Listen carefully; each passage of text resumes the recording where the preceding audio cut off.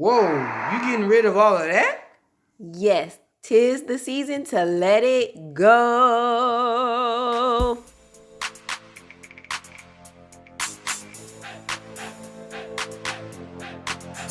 Happy Friday! What's going on, guys? It's Nick here and Shalicia with F.O.F Financial Coaching LLC, and we're here today to talk about what else? Money. All right, so today, guys, what are we talking about?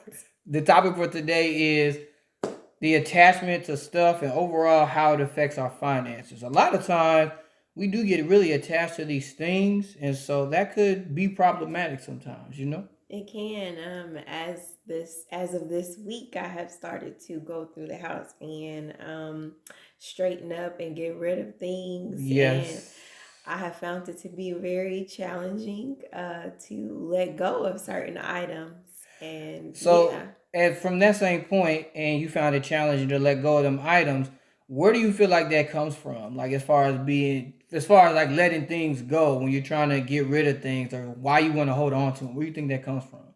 I think for me, it just comes from a place of like, ooh, I might need this. I might not be able to get the same thing, or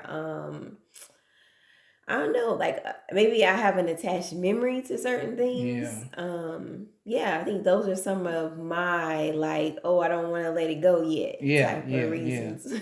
You know, sometimes too, for me, it's like when you let go of something, you may think like, oh, it'll never come back again. You know, so it could be like hard. Sometimes you be like, oh, I don't want to let that go. Like it works fine. It's like, no, that's old. You need to let it go and just get something else. Or sometimes even it'd be like, well, I don't want to spend the money to get a new one, whatever it is. Yeah, you know what I mean? It could be more expensive when you look for it again. Exactly.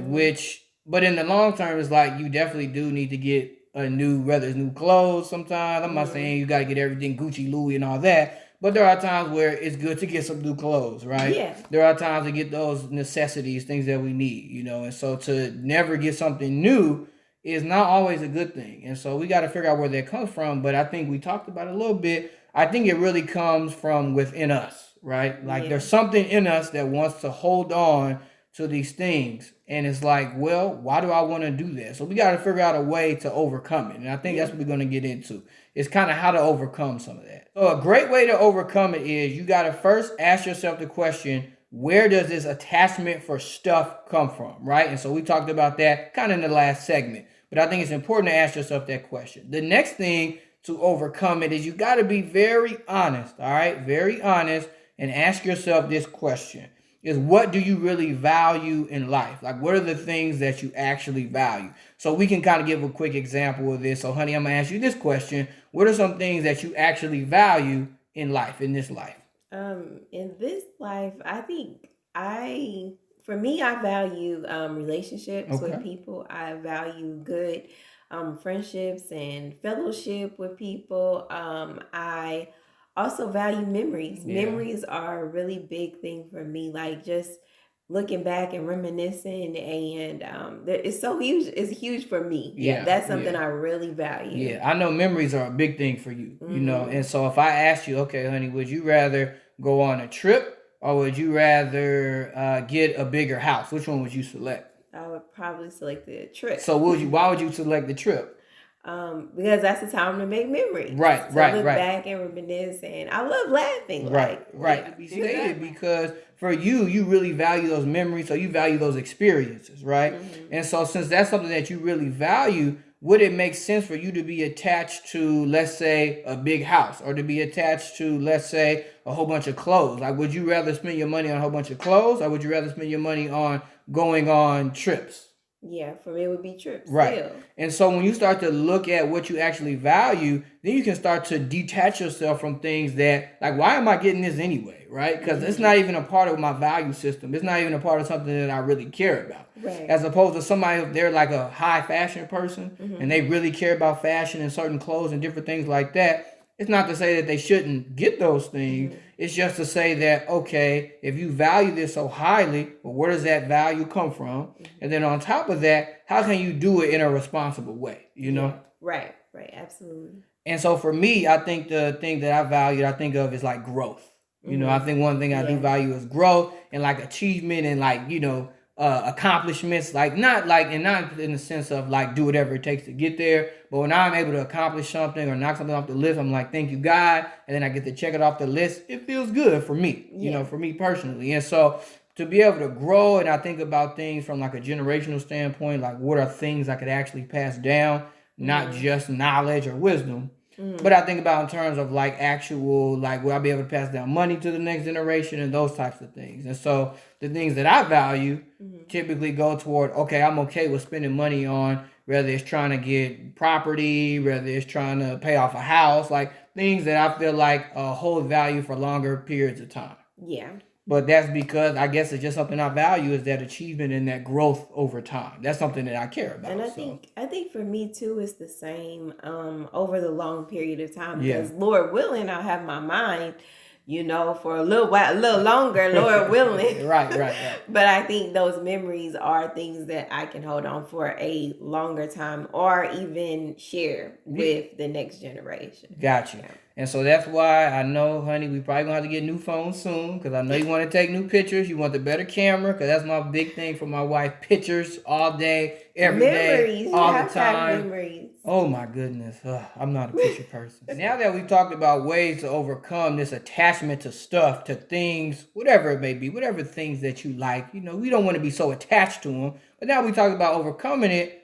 The question then is, what's our why on it? And so what I think about when it comes to our why is how can not being attached to stuff make your money and your finances more at peace? We would like you all to answer that question in the comments section. Let us know is how you think that not being attached to stuff can make it more at peace for your financial situation. For me, what's really big that it makes it more at peace that I'm not so attached or as attached to things as I used to be. Although you cleaning up and stuff, you know, it's a little bit hard for me to let things go. Sometimes she got to tell me like, no, I'm throwing this away. Like I'm sick of this. Sometimes she does have to do that. But I will say because I met my wife and because we've been married, I've learned that it is okay to let things go or give things away. Like it's not a big deal to like hold on to stuff for so long or become a hoarder. Because I think I was a semi-hoarder before I met you. Low key, right? But anyway, yeah, definitely low key. If it was high key, your girl would not be. Probably wouldn't have worked out, right? It would not have worked out. Right. No, you're right about that. So for me, I think the big thing is not trying to work for so much stuff, which it helps me is because when I do work and I don't mind working, I'm not working to keep things, right? So I'm not working so that I can keep a nice car. Like I'm not working so that, and I shouldn't say it's a bad thing to have a nice car, but I mean like I'm not trying to constantly make a payment on something in order to keep it, right? I'm not constantly trying to pay credit card bills in order to keep it. Like my life is not moved towards me just working for stuff, right? But instead I'm getting to the point to where, and you know, thank the Lord, is that being able to work in order to one day not have to work and let that hard work be able to take care of me, hopefully sooner than later, if that makes sense, right? So for me, it's just continuously working so that I can grow something bigger than me just trying to work so I can have something. Because I'm not really just working so that I can just have a whole bunch of bills to pay. I'm working so that I can put that money in a place that it can start to work for me and then pay my bills. So really working to invest. Yeah, for me, I think I would be more at peace if I'm not per se working for stuff or to gain stuff. I think it initially I would feel more of a burden than it being more of a blessing when I'm working for stuff that I don't value, you know. That's all I can say to it because I don't want to be burdened. Who wants to be burdened? Y'all want to be burdened? No, I feel you. That reminds me of Proverbs 10:22. It says, blessings make one rich, and with them there's no sorrow. Right. So it's like if you don't really value a new car or something like that, you don't value it that much that you're willing to every month make a payment on it, then that can be a burden. Or work like 1,000 hours overtime. I mean, it's a lot to get some of those things that we want or aspire to have. Gotcha. Yeah. And so I think that that's an important thing, and I don't think there's anything wrong with hard work. I don't think there is anything wrong with working like 1,000 hours of overtime if that's what you want to do. But if you're doing that just simply for stuff, you may want to take a step back because sometimes we might need stuff in order to reach the goal that we want to meet, but I hope the goal is greater than just stuff. Right. Yeah, that makes sense.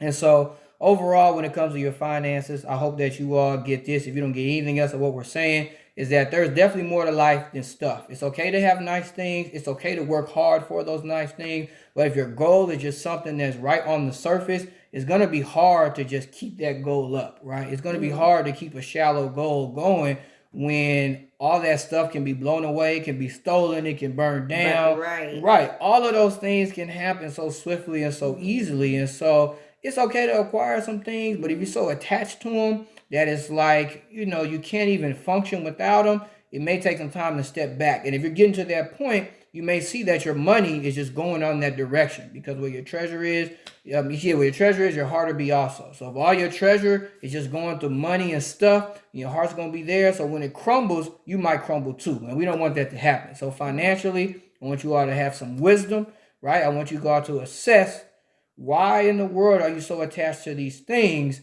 And if you can assess it and you feel like it's healthy and you see that it's healthy, that's great. So overall, we hope that you all take that and do something positive with it. And of course, Happy Friday!